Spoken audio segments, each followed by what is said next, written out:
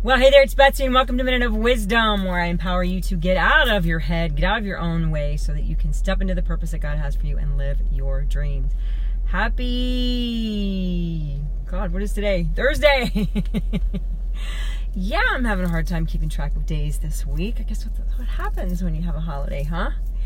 Hope everybody's day has gotten off to an amazing start. Hope your Christmas was absolutely amazing and that you have some really cool plans for the new year. Would love to know how everybody's doing. Drop in the comments. Please say hello. Let me know what's going on, how you're doing, how your Christmas was. If you have any exciting plans for the new year, whatever's going on in your life, I would love to know all about it because I'm just nosy that way, huh? Yeah, what can I say? So my question for you beautiful people today is, what are you settling for? What are you settling for? Okay?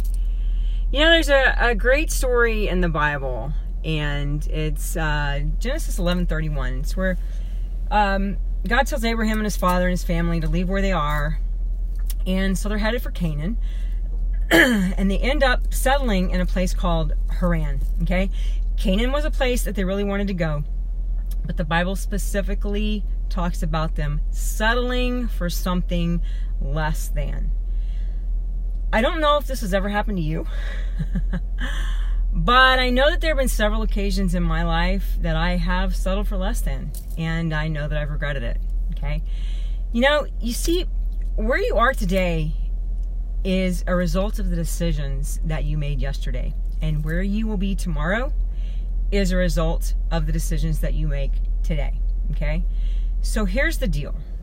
No matter where you are right now, whether it's somewhere that you like or not so much, until you stop blaming everything that's going on around you, other people, your past, your parents, your circumstances, everything and everybody else, and you take 100% responsibility for where you are right now today, then and only then can you begin to change it. Because see, here's the deal, guys. You can't change anything that you don't take responsibility for. Now, I'm not saying that everything that's happened in your life was your fault. No, absolutely not. But I am saying that you have to take responsibility for everything that's happened, because it's the only way that you can truly let it go. See, I played that blame game for years, and I stayed stuck in a perpetual Groundhog Day for years. Okay? You may have had horrible things that have happened to your new past, and I'm absolutely 100% not trying to minimize that whatsoever. I am simply saying this. Nothing that has happened up until this point in your life can be changed ever whatsoever. No matter how mad you get about it or how many times you try to replay it over and over again, it's a part of your life. And if you continue to blame everyone and everything else, nothing will ever change. Because you're giving those people, those situations, and those circumstances power over you and your life. You're basically saying that where you are now is because of that, whatever it was that happened, okay? And as long as you stay in guilt and in shame and in blame, anger, unforgiveness, and all that junk, you're going to stay exactly where you are. Because you're allowing that situation to define who you are. Listen to me, please. You are not your circumstances or anything that has ever happened in your past. I'm going to say that one more time. You are not your circumstances or anything that has ever happened in your past, and you are not defined by your circumstances. But you have to learn how to disassociate yourself from your circumstance, okay? And the first decision that you have to make is you have to allow God to change you. See, we all want God to change our circumstances. Change it, Lord. Change everything that's going around. And you know, He's really happy to do that. But not until He changes you first. Because it's totally pointless for Him to change your circumstances without changing you. Because guess what's going to happen? You're just going to go exactly right back where you were. So you need to take some time, and you need to sit quietly, and you need to take inventory. What's the circumstance?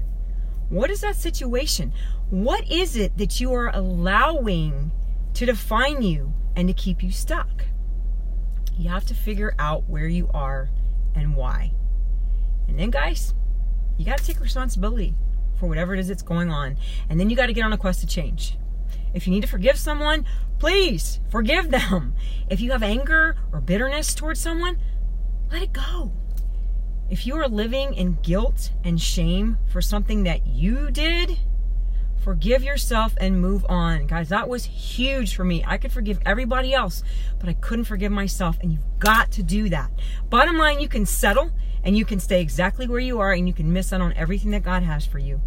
Or you can take that inventory, you can make a decision to let it go, and you can allow God to heal you and move forward into the amazing plan of restoration that He has for your life.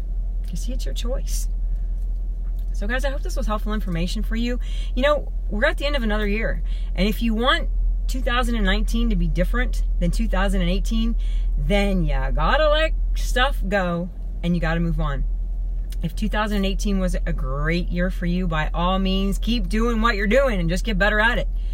But if it wasn't so great and you really want next year to be a better year for you, then you gotta address what's stopping you. Because what's happening in your outside world out here is what's happening up here. It's just a mirror of what's going on in your head. So until you get this stuff straight in here, nothing out here is ever going to change. You're praying night and day for God to change you, change your circumstances. And you're the one that's got that negative belief that needs to be changed, okay? You're not good enough. You're not smart enough. You're not whatever enough, okay? See, God's already said that you're fearfully and wonderfully made. You're more than a conqueror. You're an overcomer. You're loved with an everlasting love. See, there's this big fat book, this big fat book of all the amazing things that God has to say about you. But God can't force you to believe it. That's your job. So guys, again, I hope this was helpful for you. And if it was, I'd appreciate if you'd share it with somebody that you think might benefit. Really appreciate you taking the time to watch. Hope everyone has an awesome, awesome rest of your day. Take care. God bless.